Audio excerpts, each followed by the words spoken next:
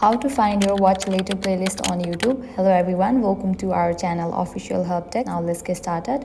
Open your YouTube. You will land to the home page. Firstly, I will be adding any of the video to watch later playlist. I have chose this one video.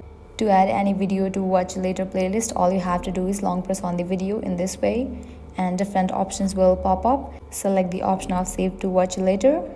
After you have added videos to watch later playlist on YouTube, now how to find those videos? All you have to do is head towards the option of library given at the bottom right corner. Now over here you will find this section for watch later. Tap on it.